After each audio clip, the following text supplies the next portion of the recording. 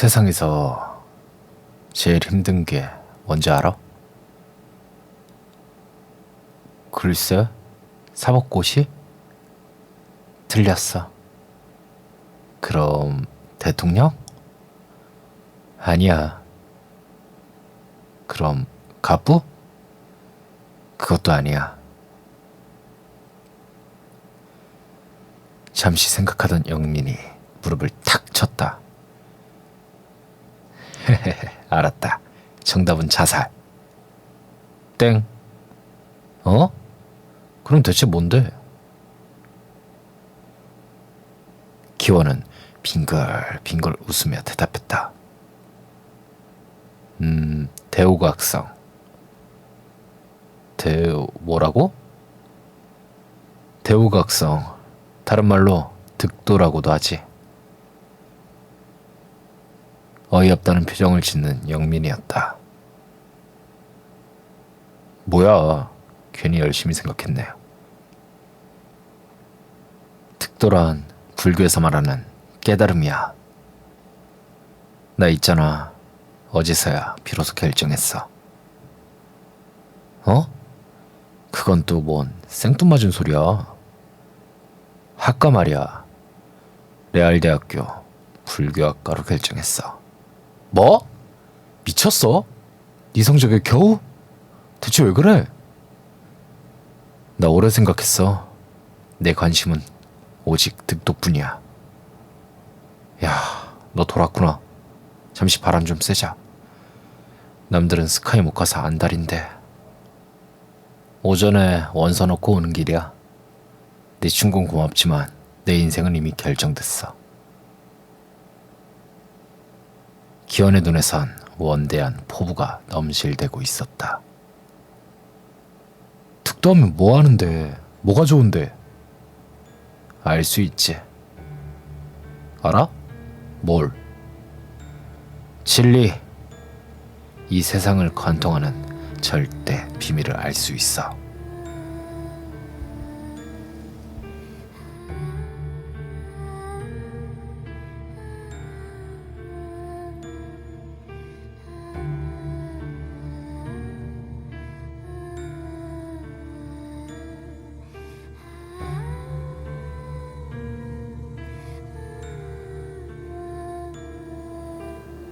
쌀쌀한 2월의 어느 날, 기원은 커다란 짐가방을 맨 채 집을 나서고 있었다.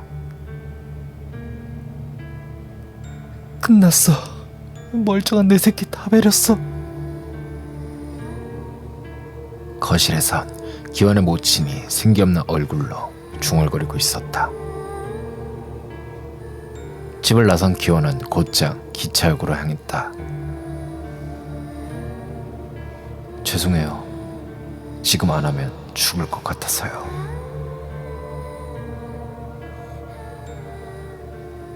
지난 며칠간은 가족과 싸웠다.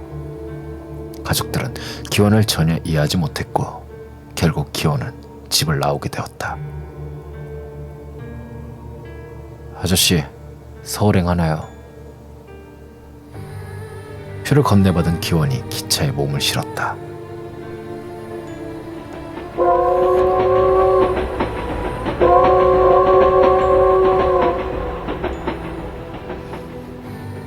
곧 덜컹거리며 기차가 출발하자 기원은 눈을 감았다.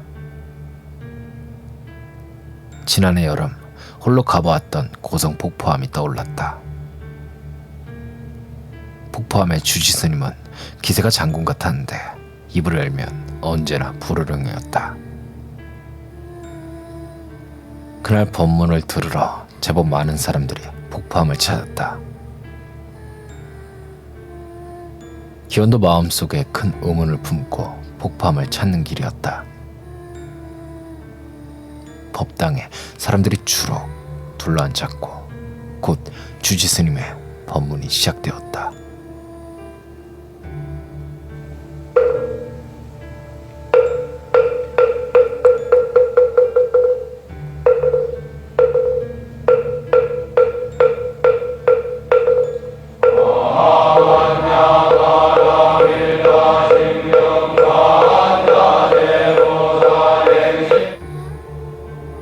그날 기원은 법문을 듣는 내내 엄청난 희열을 경험했고 지적 의문이 다소나마 해소되었다. 스님이 말하신 수십 가지 얘기 중에서 특히 마지막 말이 기원의 신심을 자극했다. 사람 몸나기 힘들고 불법을 만나기는 더욱더 어렵도다. 스님의 그 한마디가 기원의 인생 진로를 결정했다.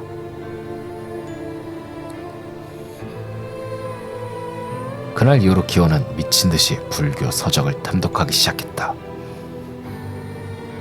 성찰 스님부터 시작해 불교의 불자가 들어간 책은 눈에 불을 켜고 읽었다. 하지만 읽을수록 갈증은 더욱더 심해졌고 갈증은 기원이 여기까지 온 원동력이 된 것이다.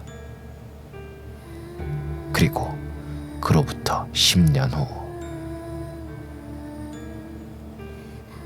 오랜만에 영민은 고등학교 동창회에 참석했다. 여태껏 기반 잡느라 눈, 코, 뜰 새도 없었지만 올해 초부터 다소 안정이 된 영민이었다.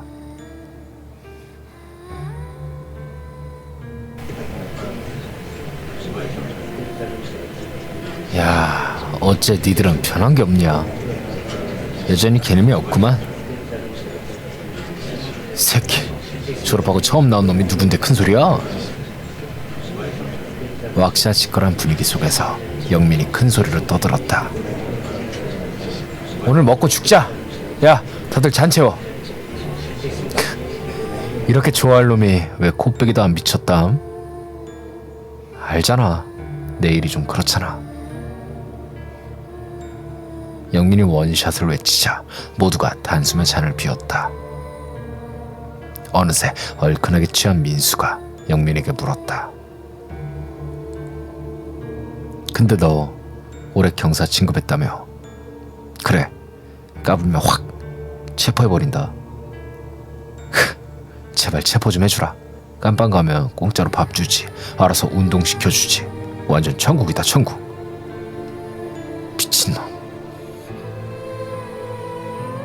그렇게 1시간이나 지났을까. 모두가 기분 좋게 취해 있는 그때 누군가 술집 안으로 들어왔다. 그는 잠시 둘러본 뒤 곧장 일행 쪽으로 걸어왔는데 수염이 덥수룩한 것이 예사 풍모가 아니었다. 오랜만이다. 모두의 시선은 그를 향했다. 누구지? 너는?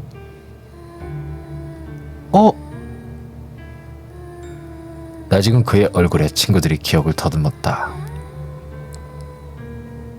야, 이 새끼야, 너 기원이지? 벼랑간 영민이 벌떡 일어났다. 반갑다. 영민이가 기원을 꽉 안았다. 불교과 갔다더니 그 다음부터 깜깜무소식이야. 미안하다. 그렇게 됐어. 너 완전 도사가 다 됐네. 영민이가 기원을 훑어보자 기원이 씩 웃었다. 일단 앉자. 앉아서 얘기하자. 영민이가 기원을 잡아 자리로 끌고 갔다. 먹고 살만하냐? 창수가 물었다. 굶진 않아. 내 명대로 사는 대로 지장은 없어. 세상 참 재밌다. 네가 스님이 되다니. 그래, 기원이 너는 판검사가 어울렸는데 말이야. 기원은 빙긋 웃을 뿐 아무 대답도 하지 않았다. 자, 다들 한잔하자. 원샷 안 하면 수명 10년 단축이다. 오케이. 다들 잔을 들고 마실 때 영민이 기원의 귓가에 속삭였다. 야, 반갑다. 끝나고 따로 얘기 좀 하자. 그래. 그렇게 시끄러운 동창회가 2시간이나 더 지속됐다. 시각은 새벽 2시 반. 영민이와 기원은 근처 바로 들어왔다. 너 앞으로 뭐 할 거야? 내일 산에 들어갈 거야. 산이라. 넌 좋겠다. 마음은 편하겠네. 영민이가 부러운 듯 기원을 바라봤다. 무슨 고민 있나 본데 말해봐. 고민은 무슨? 영민이는 슬쩍 말꼬리를 흐렸다. 괜찮아. 말해봐. 궁금해서 그래. 기원이가 재촉하자 영민이가 결국 털어놓았다. 순경으로 시작해 경장을 거쳐 올해 경사가 된 영민. 입사 5년 만에 자신이 근무하는 강력반에서 꽤 중요한 위치까지 자리매김을 했다. 그러던 어느 날부터인가 관할 구역 내에 자살 사건이 연이어 터졌다. 처음엔 대수롭지 않게 여겼으나 자살자 수가 2자리로 넘어가자 비상이 걸린 것이다. 그 사건을 영민이가 책임지고 수사를 진행했는데 수사하면 할수록 기이한 일들이 밝혀지는 것이다. 자살자는 대학 교수부터 막노동꾼까지 다양했고 그들의 시체는 모두 미소를 머금고 있었다. 즉 결단코 타살 같은 것이 아니었다는 것이다. 그들은 스스로 죽음을 선택했고 게다가 기쁘게 죽었다는 사실. 입이 마른 영민이 사이다를 벌컥벌컥 들이키곤 말을 이었다. 그렇게 영민이 필사적으로 수사하던 어느 날 드디어 단서 하나가 잡힌 것이다. 자살자들의 공통점을 찾아낸 것이다. 그들은 자살 직전에 누군가를 만났고 오랫동안 대화를 나누었다. 대화가 끝난 뒤 그들은 기꺼이 죽음을 받아들였고 그 누군가는 사라졌다. 영민은 한 여자를 용의자로 지목했고 그 여자를 뒤쫓는데 총력을 기울였다. 그러다 어느 날 상부에서 지시가 내려진 것이다. 그 지시는 당장 수사를 중단하라는 것. 예? 그게 무슨 말씀이십니까? 이제 잡기만 하면 끝난단 말입니다. 상부 지시일세. 최 경감이 침통한 표정으로 말하자 분노한 영민이 경찰 본부로 쳐들어갔다. 그래서 기원이 흥미로운 얼굴로 재촉했다. 곧이어 나온 영민의 말은 엄청난 것이었다. 영민이 난동을 피우자 검은 선글라스의 2사람이 영민을 어디론가 끌고 갔는데 그곳에서 영민은 까마득한 경찰 고위 간부를 만난다. 헌데 그의 말이 충격적이었다. 그대가 용의자로 지목한 그 여자, 우리는 통칭 붉은 사쿠라라고 부른다네. 붉은 사쿠라요? 그래, 붉은 사쿠라. 올해가 그녀를 추적한 지 딱 50년째 되는 해일세. 뭐라고요? 50년? 농담하지 마세요. 그녀는 많이 좁아야 30세라고요. 우리나라는 50년이지만 일본은 200년일세. 영민은 말을 잇지 못하였다. 그녀는 놀라운 화술을 지녔다네. 사람들을 논리적으로 설득시켜 자살에 이르게 하지. 설득이요? 그래, 믿지 못할 걸세. 나도 그랬으니까. 하지만 절대 최면 따위가 아니야. 순수한 화술의 힘이지. 절대의 논리로 듣는 사람을 설득시키지. 그의 안색이 갑자기 침중해졌다. 그녀를 취조하던 나의 선배, 그리고 무수히 많은 사람들이 자살했네. 그럴 수가. 아무리 냉철한 이성의 소유자도, 그 아무리 행복한 사람이라도 그녀의 논리적인 설득 앞에 결국엔 무너지지. 대체 그녀가 무슨 말을 하길래 자살까지 하는 거죠? 예전에 그녀를 취조할 때 녹음을 한 적이 있었지. 그래서요? 그의 손바닥이 목을 그었다. 다 죽었어. 녹음 테이프를 듣던 3명이 동시에 자살하자 정부에서 테이프를 부셔버렸지.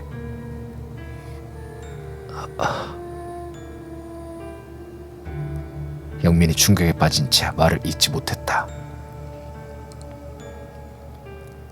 자살하기 싫으면 당장 손 떼게나. 그래도 하겠다면 내말리진 않겠네. 영민은 본부로 나올 수밖에 없었다. 이것이 열흘 전 영민에게 일어난 일이다. 어때? 영민이 기원에게 물었다. 대단한데? 아주 흥미로워. 기원은 눈빛을 빛내며 다가왔다. 오직 말로만 자살에 이르게 할 수 있다라.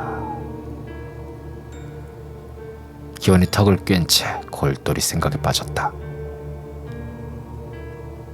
내가 괜한 말 했나 보다. 기원아, 크게 신경 쓰지 마. 영민이 머쓱해하던 그 순간 기원이 벌떡 일어났다. 결정했어. 산으로 가는 건 미뤄야지. 나가자. 당장 수사 기록부터 살펴봐야겠어. 기원은 영민이의 대답도 안 듣고 성큼성큼 밖으로 나갔다.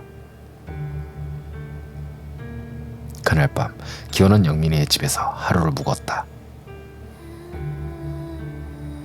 다음 날 아침 일찍 두 사람은 영민이가 근무하는 강남 경찰서로 향했다. 경찰서로 들어가자 한 켠에 지하 창고가 보였는데 영민이가 그리로 들어갔다. 좋은 아침. 영민이 문을 열고 들어서자 2명의 경찰관이 자리에서 일어났다. 김 경사님, 오늘까지 휴가 아니에요? 그래서 내가 훌륭한 경찰 아니냐. 근데 뒤에 분은 누구? 영민이가 기원이를 소개했다. 다들 인사해. 힘들게 스카우트한 사설 탐정님이시다. 아, 그래요? 반갑습니다. 최동훈 경장입니다. 안녕하세요. 조한일 순경입니다. 기원이가 악수를 청했다. 반갑습니다. 구기현입니다. 이분도 우리가 수사하는 여자를 알고 있나요? 최 경장이 묻자 영민이가 고개를 끄덕였다. 상보 허락도 떨어졌고 지원도 약속받았으니 우리에게 필요한 건 브레인이야. 사실 열흘 전만 해도 이들은 얼른 여자를 체포하고 끝날 생각이었다. 하지만 영민이가 본부를 다녀온 후 모든 게 뒤바뀌었다. 영민이가 들었던 것을 설명하자 모두가 콧수음을 치며 믿지 않았다. 하지만 곧이어 방대한 양의 박스가 본부로부터 도착했는데 그것을 보고 다들 기겁을 했다. 박스 안에는 붉은 사쿠라에 대한 정보 문서가 가득 담겨져 있었고 그것은 50년 동안 누적된 비밀 수사 자료였다. 하고 싶은 사람은 해도 좋네. 물론 빠져도 전혀 불이익은 없어. 서장의 지시가 내려지자 대부분의 요원이 빠져나갔다. 10명으로 구성된 특별 수사팀이 영민을 포함한 3명으로 확 줄어든 것이다. 문서를 읽어본 7명이 겁을 먹고 빠지자 서장이 셋을 따로 불렀다. 2달 주겠네. 그 안에 해결 못하면 깨끗이 손을 털도록. 자네들도 결혼을 해야 될 거 아닌가. 그리고 높아심이 하는 말이네만 직접 대면하는 바보는 없을 거라고 보네. 경찰서장은 이들에게 따로 전용 수사실을 만들어 주었고 셋은 거기서 먹고 자고를 했다. 조순경이 탐정님에게 대충 상황을 설명해줘. 최 경장은 나랑 잠시 갈 데가 있어. 경민이가 최 경장과 나가버리자 기원이 물었다. 자료부터 봅시다. 아, 네, 따라오세요. 조순경이 창고 한쪽 구석으로 걸어가자 기원이 따라갔다. 이놈들이죠. 구석에는 이삿짐 박스 같은 곳에 파일과 A4 용지가 빼곡히 쌓여 있었다. 끔찍하죠? 조순경이 어깨를 으쓱했다. 2달이 아니라 2년을 봐도 다 못 보겠는걸? 기원이 노란색 파일을 집어들었다. 아시다시피 증거가 없어요. 증인도 없고 물증도 없고. 살인 방조죄 아닌가요? 조순경이 고개를 저었다. 자살자들은 붉은 사쿠라가 돌아간 뒤 정확히 1시간 후에 목숨을 끊었어요. 그래서 방조죄도 성립이 안 돼요. 어디 보자. 기원이 파일을 넘겼다. 파일에는 날짜별로 사건이 기록돼 있었는데 기원이 펼친 것은 20년 전 자료였다. 다음 편에 계속됩니다.